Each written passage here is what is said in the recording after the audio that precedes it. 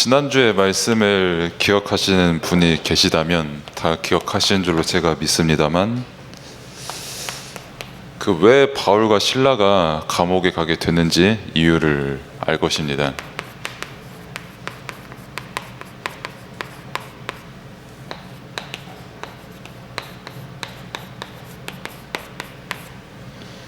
그 귀신 들린 여자가 있었고, 그 귀신 들린 여자를 바울이 고쳤죠. 그래서 원래 귀신 들린 여자를 이용을 해가지고 돈을 버는 집단이 있었는데, 이제 더 이상 수입원이 끊기게 되니까 거기에 화가 나가지고 바울을 고발을 하고, 바울이 고발을 당해서 감옥에 들어가고, 감옥에 들어가서 이제 어떤 일이 일어났는지를 우리가 오늘 19절부터 40절까지 쭉 봤습니다. 그 말씀을 보면서 함께 강단의 말씀을 봐야 되는데,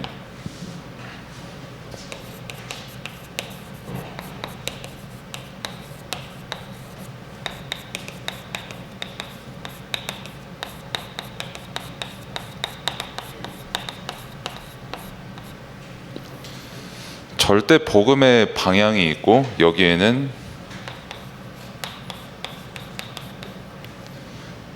여정이 있다고 말씀을 주셨어요. 여정이라는 거는 다른 게 아니라 여러분들이 지금 삶을 살고 있어요.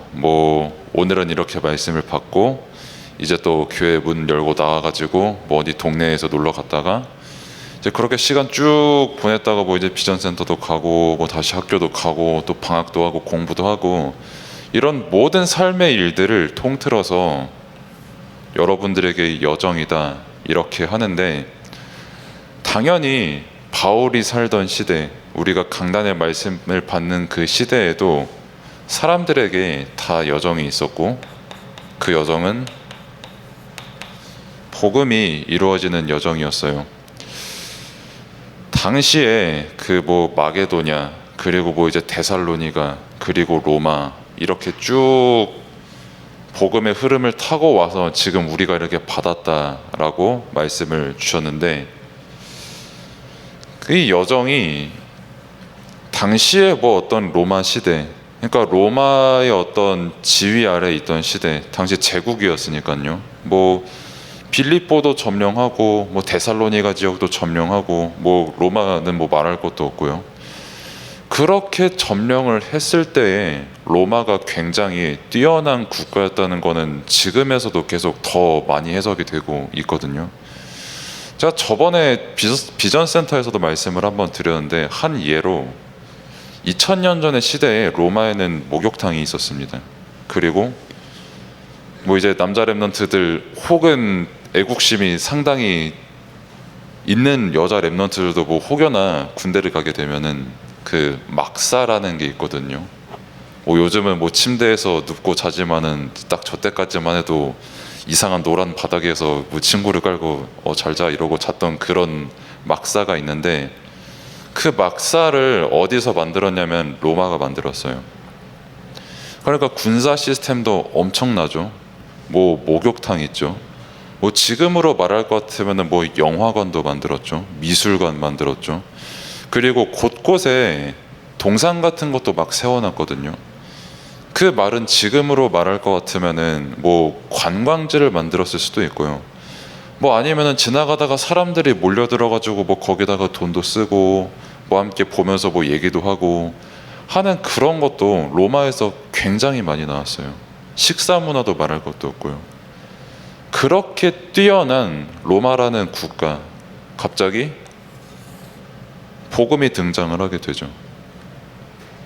그리고 굉장히 많은 것을 가지고 있던 로마, 심지어 그리스의 학문도 가지고 있었거든요. 철학도 다 가지고 있었죠. 수학, 이런 것 아무 상관없이 종교까지 로마가 다 가지고 있었는데, 그 다 가지고 있는 로마인들의 입장에서 사실 이 복음 굉장히 이상하게 느껴져요, 솔직히. 왜 이 말씀을 드리냐면, 지금 여러분들이 똑같이 느낄 수 있다는 거예요. 여러분들이 학교에 가죠. 끝나고 영화관을 가가지고 어떤 영화들을 보겠죠. 영화를 볼 수도 있고 뭐 누구처럼 콘서트를 갈 수도 있고 뭐 아니면은 뭐 피방을 갈 수도 있고 좌우지간 어디를 가잖아요. 그런 문화권 속에서 살아가는 여러분들, 그리고 학교에서 공부하는 여러분들에게 이거 굉장히 이질적으로 느껴질걸요 아마. 실제 당시 로마 사람들한테도 굉장히 이질적이고 조금 솔직히 말하면 촌스럽게 느껴졌어요. 아니 우리는 최신식 군대니 뭐 문화니 뭐 돈이니 다 가지고 있는데, 근데 뭐 저 이미 멸망당한 유대인들이나 믿고 있는 저 복음이 나랑 무슨 상관이야 라고 했던 그런 시대가 당시 로마였습니다. 근데 참 신기하게도 정확히 뭐 313년이라고 하죠 보통. 313년 후에 로마라는 국가 자체가 그리스도를 인정하고 그리스도의 국가가 되어버리잖아요. 불과 300년 후에. 300년 전에는 이거 뭐 촌스럽다, 왜 믿냐, 뭐 PC방 하나 가지 교회, 뭐 교회를 가고 이렇게 하는 그런 시대에서 300년 후에 이렇게 됐다는 말이죠. 우리 상식으로는 절대 안 될 일이거든요. 제 상식으로도 그렇고. 저도 솔직히 지나가는 사람들한테 야 나는 전도사야, 너 복음 믿어, 안 믿으면 네 지옥불 떨어진다라고 하기에 솔직히 용기가 필요하거든요. 저번에 말씀드렸는지 모르겠는데 제가 인천에 있었을 때, 지금 여기 수원 오기 전에 놀이터에 가가지고 구원의 길을 전한 적이 있어요. 그러니까 딱 지금으로 할 것 같으면은 몇 살인지 정확히 모르겠는데 아마 그 아이들이 한 중학생 3학년 같아, 여자애들인데 딱 구원의 길을 주니까 난 아직도 기억나요. 야 좆됐다, 전도사 왔다 이렇게 하더라고요. 그 여자애들이, 그 뭐 화장품 덕지덕지 바른 그 아이들이. 나 못 가겠어 그 뒤로도 놀이터 한 번씩 가면은. 뭐 아무튼 그게 중요한 게 아닌데, 당연히 복음이 그러면은 안전해져야 되거든요. 이 복음이 300년 후에는 아예 소멸돼야 되는 거거든요, 정상적이라면. 근데 복음화가 됐어요. 로마라는 국가 자체가 그 어느 나라보다도 최신 문화 작아지고 있는 로마가. 그러면 어떻게 그게 가능했겠냐라고 했을 때 가장 먼저 뭐가 있었냐면 헌신이 있었습니다. 헌신은 한마디로 이 복음이 전달되기 위해서 힘썼던 사람들을 말해요. 그러니까 대표적으로 예로 들면은 여러분들의 쌤들이라고도 말할 수 있겠죠. 이때 당시에 로마 시대 때는 뭐 바울도 있었고 뭐 오늘 함께 볼 뭐 신라도 있었고요. 그리고 뭐 디모데라든지 뭐 빌립보에 나오는 뭐 루디아든 수없이 많은 사람들이 자기 거를 다 가지고 있음에도 핵심은 뭐냐면 헌신을 했다는 겁니다. 즉 내 인생이 복음이 증거되는 것을 위해서 살았던 사람들을 말해요. 뭐 지난주에 봤던 루디아, 자기 사업장 가지고 있고, 뭐 지금으로 말할 것 같으면 명동의 옷가게, 명동 한복판에 옷가게 크게 해서 성공한 사람이고요. 따라다녔던 신라, 최소 2개 국어 이상 가능했던 엘리트고요. 통역까지 가능했던. 바울은 뭐 말할 것도 없죠. 제가 늘 말씀을 드렸으니까. 그러면은 그 사람들이 왜 어떻게 헌신을 했냐라고 했을 때 결국은 또 씁니다만 복음으로 답을 얻었기 때문에 그렇게 헌신을 할 수밖에 없었던 겁니다. 자신들에게 답이 되는 것, 그리고 저 사람들에게 답이 되는 것, 그리고 그 이전에 진짜 내가 믿는 하나님의 소원이 뭐냐라고 했을 때 복음이 증거되는 게 하나님의 소원이라면 당연히 헌신은 따라올 수밖에 없는 거예요. 뭐 이따가 어떻게 헌신을 했는지는 쭉 보겠습니다만 하나님께서 그들을 복음으로 완전히 답을 얻게 하시고 실제 그들로 하여금 복음을 증거하게 하셔서 우리의 계산이나 이익으로 따질 것 같으면 절대 안 될 것 같은 그 로마 복음화가 300년 후에 이루어지거든요. 그래서 이 사람들의 어떤 삶의 방향이라고 하죠. 뭐 아니면 목적이라고 할 수 있고요. 결국은 뭐였냐라고 했을 때 복음이 삶의 목적이었고 실제 그것을 전달하는 헌신, 즉 선교가 삶의 목적이었어요. 그게 이 사람들의 절대 복음의 방향이었다는 걸 우리가 확인을 할 수가 있는데 왜 이렇게 헌신을 할 수 있었냐면 그 답이 오늘 우리가 교제를 통해서 볼 수 있는 말씀에 나와 있죠. 자꾸 이 단어를 쓸 때마다 한 렘넌트가 생각이 나는데, 아무튼 성공한 세상 사람들의 기준 이렇게 나와 있고,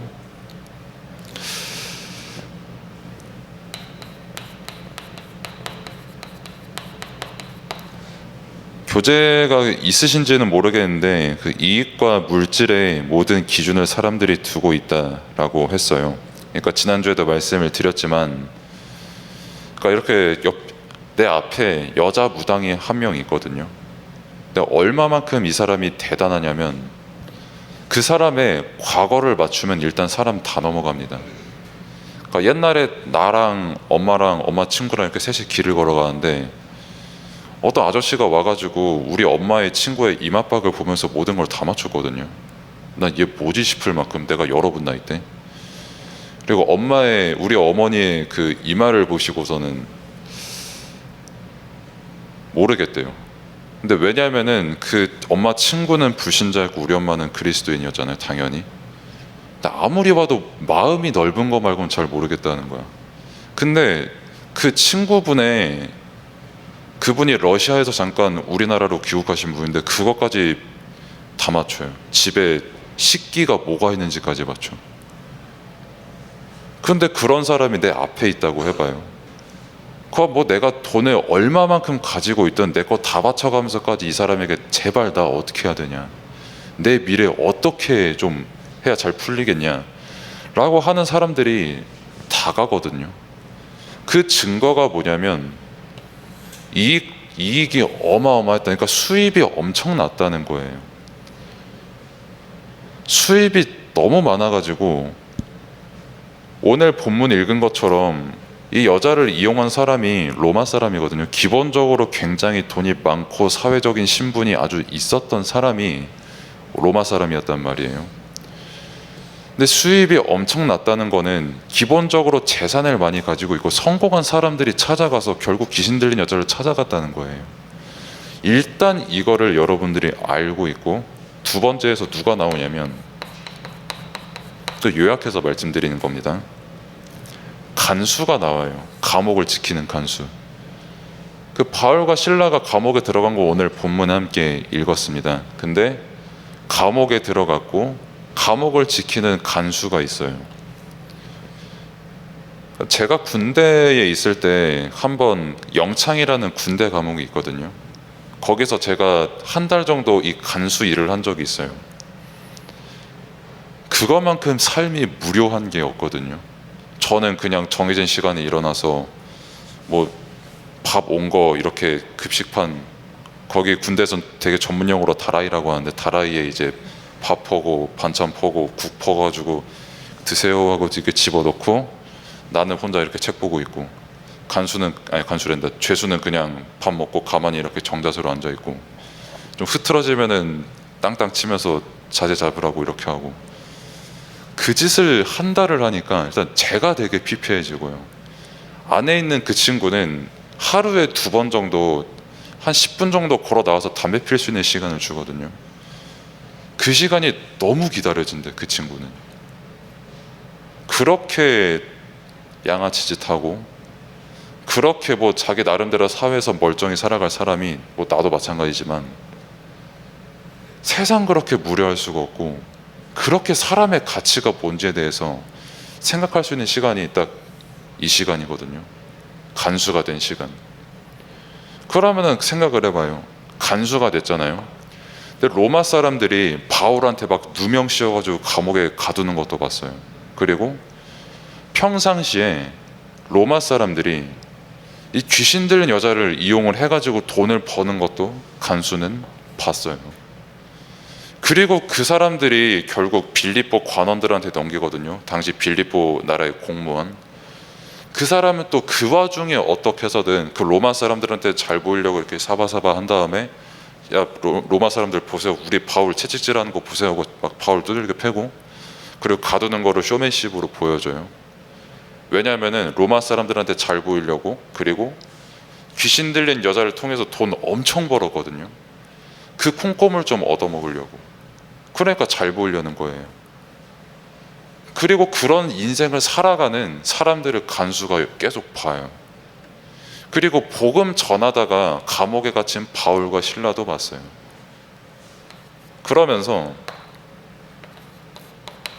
감옥 이후에 갇힌 일어난 일들, 바울과 실라가 감옥에 갇히고 막 두들겨 맞고 막 발에 막 착고를 찼음에도 불구하고 바울과 실라는 똑같이 찬양하고 말씀 보고 기도했거든요. 아무 흔들림 없이. 저 막 미쳐가지고 막 귀신 들린 여자 귀신 이제 떠나갔다고 돈 못 벌게 됐다고 미쳐가지고 막 오는 저 로마 사람들을 볼 때는 야 쟤들 진짜 미친놈들이다 하는데, 바울과 실라는 그냥 똑같이 평온하게 기도하고 찬양하고 있거든요. 그것도 이 사람이 본 거예요, 간수가. 그리고 갑자기 지진이 딱 나가지고 막 옥문이 막 갈라지고 그러거든요. 그럼 당시에 로마 법에는 뭐 지금도 그렇겠습니다만 죄수가 탈출하면 로마에서는 간수는 일단 사형을 당해요. 뭐 지금도 이제 뭐 간수가 만약 탈출하면은 어마어마하게 간수가 불이익을 받고요. 그러면서 간수가 그 모든 일련의 과정들을 보고 바울한테 딱 가서 물어보는 겁니다. 뭐 선생이여, 나는 어떻게 해야 구원을 얻겠냐. 좀 원어로 따질 것 같으면 거의 뭐 주님 모시듯이 그렇게 말을 했거든요. 주여, 난 진짜 어떻게 구원을 얻겠냐. 저 떵떵거리는 로마 사람들, 실상은 귀신 들린 여자한테 빌어먹고 사는 저 사람들, 그리고 그 귀신 들려 빌어먹고 사는 사람들한테 빌어먹고 사는 내 빌립보 간수들, 근데 그 사람이 나를 지금 부려먹고 있는 내 현실, 나는 그럼 대체 어떻게 구원받아야 되냐, 어떻게 해야 구원받을 수 있냐라고 했을 때 그때 바울이 말한 게 복음이에요. 뭐 우리가 읽은 성경에는 주 예수를 믿으라라고 되어 있지만 원어로 보면 너 진짜 예수 그리스도 믿어야만 구원받는다라고 했던 것처럼 바울이 그때 복음을 전한 겁니다. 그때 간수에게 복음이 뭐가 됐냐면 내게 구원을 주는 답이 됐던 거예요. 바울도 마찬가지거든요. 바울은 로마 시민권자고 지금으로 말할 것 같으면은 귀족 중에 귀족이에요. 뭐 요즘도 뭐 경찰서를 가든 어딜 가든 야 나 뭐 국회의원 누구야라고 하면은 프리패스잖아요. 근데 그거보다 더한 신분을 바울이 가지고 있었는데 굳이 두드려 맞을 이유가 없거든요. 감옥에 갇힐 이유도 없거든요. 근데 왜 감옥에 갇히고 왜 두드려 맞았냐라고 했을 때 바울은 저 사람들과 똑같이 되기 싫었던 겁니다. 뭐 귀신 들린 여자 가지고 장사하는 사람들, 그 사람들에게 야 나도 로마 사람이야, 난 너네들에게 안 줘, 나도 내 이익 추구할 거야, 이렇게 한 게 아니라 진짜 이 간수 한 명에게 복음이 증거될 수 있다면, 그리고 저 사람들에게 내가 로마 시민권이라는 게 전달되는 게 아니라 진짜 복음이 증거될 수 있다면 자기는 두드려 맞아도 아무 상관이 없는 겁니다. 그래서 응답이 결국 어떻게 되냐면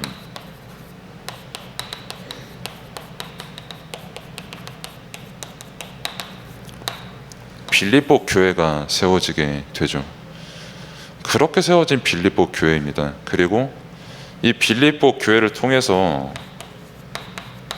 다시 로마에까지 복음이 증거되고, 로마에 증거된 복음이 어디까지 증거되냐면 여기까지 증거된 거예요. 그 복음이. 그게 절대 복음의 방향이고 여정인 겁니다. 그 복음이 이루어지는 방향과 여정 속에 지금 여러분들이 있는 거고, 참 똑같게도 여러분들이 복음을 받기 위해 헌신하는 교사님들도 똑같이 지금 이때처럼 계시고요. 말씀을 전하는 목사님 또한 똑같이 계십니다. 그렇다면 나의 삶의 방향과 목적은 뭐냐? 간수가 진짜 세상에 뭐 로마 사람들이나 빌립보 사람들이나 답이 없는 걸 봤던 것처럼 지금 시대도 똑같이 복음을 우습게 보지만 사실 로마 사람들처럼 귀신 들린 여자 쫓아가가지고 거기에 빌어먹고 사는 사람들이 한 세트거든요. 일단 당장 정치부터 해가지고 저 사람들을 보면서 나는 그럼 뭘 답을 얻어야 되냐? 지금 하나님께서 내게 주시는 답이 뭐냐? 왜 내게 복음을 주시냐? 라는 그 뜻을 여러분들이 깨닫고 말씀을 깨닫는 여러분들이 되기를 바랍니다. 기도하겠습니다. 하나님 감사합니다. 하나님께서 우리에게 언약을 주시고 삶의 방향 모든 것을 주셨습니다. 그리고 그것은 우리의 생각과 마음이 아닌 하나님의 뜻이 이루어지기 위해서 우리의 모든 것을 허락을 하셨는데, 그렇기에 렘넌트들 한 명 한 명이 정말 언약의 여정 속에 있는 나를 발견하게 하시고 나의 정체성을 발견하게 하셔서 다른 것이 아닌 복음의 근본이 다시 한번 각인뿌리 체질되는 시간 될 수 있도록 하나님께서 은혜를 베풀어 주옵소서. 예수 그리스도 이름으로 기도드립니다. 아멘.